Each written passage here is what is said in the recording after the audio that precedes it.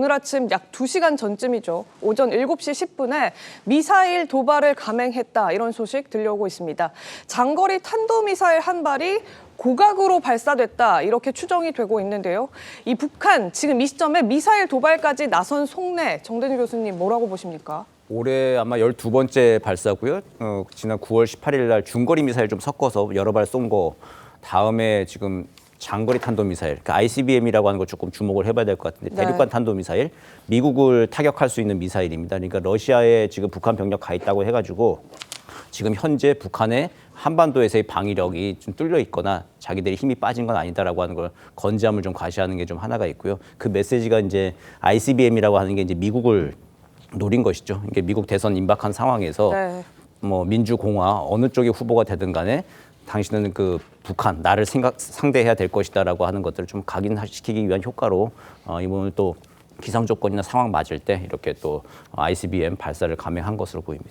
알겠습니다. 자, 오늘 아침 장거리 탄도미사일 쏘아 올린 북한 진짜 레드라인을 넘어서려는 걸까요? 일단 한번 저희가 좀 깊게 얘기를 좀 해보도록 하겠습니다. 어제 목소리가 좀 나왔었는데 그 목소리부터 확인하고 계속 이야기를 이어가겠습니다.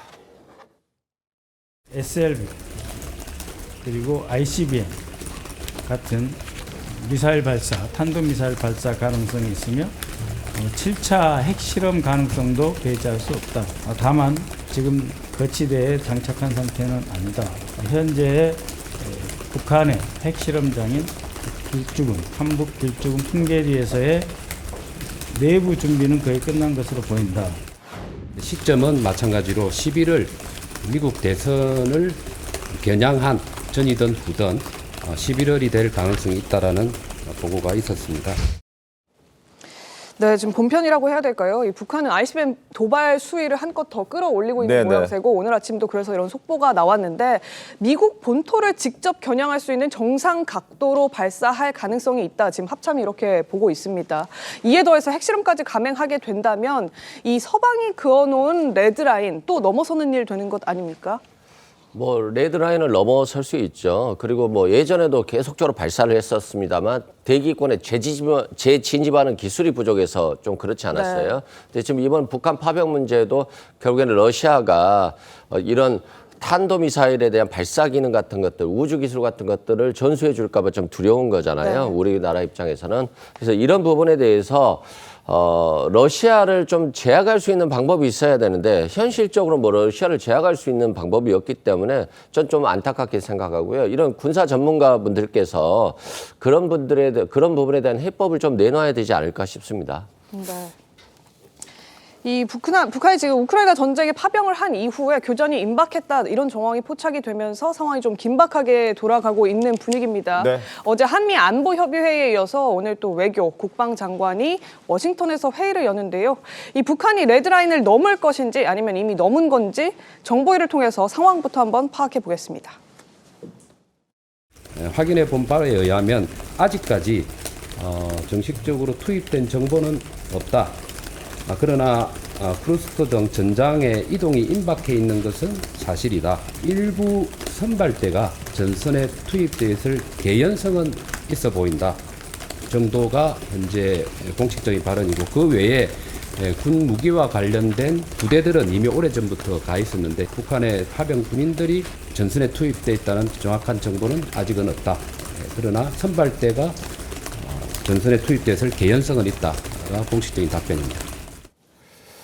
어제도 저희가 CNN 보도와 그리고 우크라이나를 지원하는 단체의 입장, 주장 등을 소개해 드린 바 있는데 관련해서 어제 이제 정보위에서 이야기가 나온 겁니다. 정확히 확인해 줄 수는 없습니다만 개연성은 있다라고 공식적인 입장을 밝혔는데 김용태 의원님, 이 정도면 사실상 뭐 그 보도를 사실이라고 봐야 된다라는 게 이제 정부의 입장이지 않습니까? 아무래도 사실은 확인해 줄 수는 없겠지만 개연성은 있다라고 말씀하신 부분에서 유추가 가능할 것 같고요. 지금 우크라이나와 관련해가지고 뭐 해당 현지에 있는 분들이 뭐 SNS라든지 이런 거 올리는 것과 또 실질적으로 한미 정보 당국이 확인해 주는 데까지 시차가 계속해서 발생하고 있었던 것이잖아요. 그러니까 사실상 북한이 실질적인 어떤 전선에 돌입한 거 아닌가에 대한 그러한 근거들이 계속해서 유추해 볼 수가 있기 때문에 개연성이 충분히 있다라고 생각합니다. 정재영 교수님 어떻습니까? 개연성이 있다라고 하는 표현은 이제 첩보 단계에서는 거의 최고 수준의 표현이라고 아마 이해를 하면 좋을 것 같습니다. 그러니까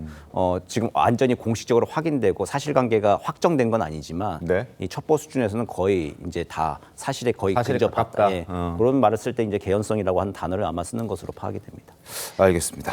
네, 이 북한군이 만약에 이 우크라이나 국경을 넘었다면 배후 침투를 의미할 수 있다 이런 분석도 나오는 게 네. 후방 침투 전문성이 있다고 하잖아요. 그렇다 보니까 배후에서 침투하는 역할을 맡을 수도 있다 이런 분석이 나오는데 왜 그런 겁니까? 일단은 북한군이 우크라이나 국경을 넘었다라는 표현 자체도 저희가 좀 주목을 해봐야 될 필요가 있습니다. 왜냐하면 당초 저희가 예상했던 것은 북한군은 지금 우크라이나가 점령하고 있는 러시아 영토 내, 즉 이 쿠르스크 전투를 진행할 것으로 예상이 됐었는데 네. 그게 아니라 지금 우크라이나 영토로 들어갔다라는 것 아닙니까? 그러면 두 가지 가능성이 있습니다. 현재 러시아와 우크라이나가 전쟁을 벌이고 있는 도네츠크도 사실 우크라이나 영토입니다. 네. 그러면 그 원래부터 전투가 진행되고 있던 곳에서 북한군이 전투에 진입을 하면 그것도 우크라이나 영토이기 때문에 우크라이나 영내에 들어왔다라고 표현을 하는 것인지 네. 아니면 아예 쿠르스크 전선의 어떤 여러 가지 압박감을 풀기 위해서 새로운 우크라이나 영토로 북한군이 쳐들어간 것인지에 대해서는 저희가 조금 더 살펴볼 필요가 있다는 생각이 드는데요.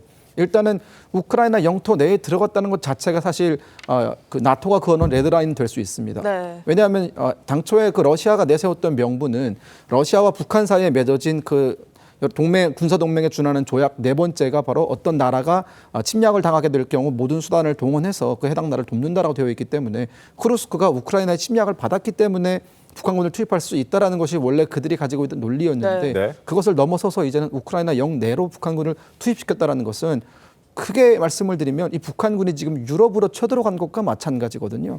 그렇기 때문에 상당히 민감하게 반응할 수밖에 없고 이 배후 침투라는 것은 현재 이 우크라이나 전선에 파견 나가 있는 이 북한군의 특수성을 봤을 때 이들이 폭풍군단이고 이 폭풍군단이 주로 북한에서 받았던 훈련이 배후 침투입니다. 네. 야간을 이용한 배후 침투이기 때문에 아마 그들의 어떤 속성을 잘 살려서 좀 전술을 수행하고 있는 것 아닌가라는 생각을 하게 됩니다. 알겠습니다.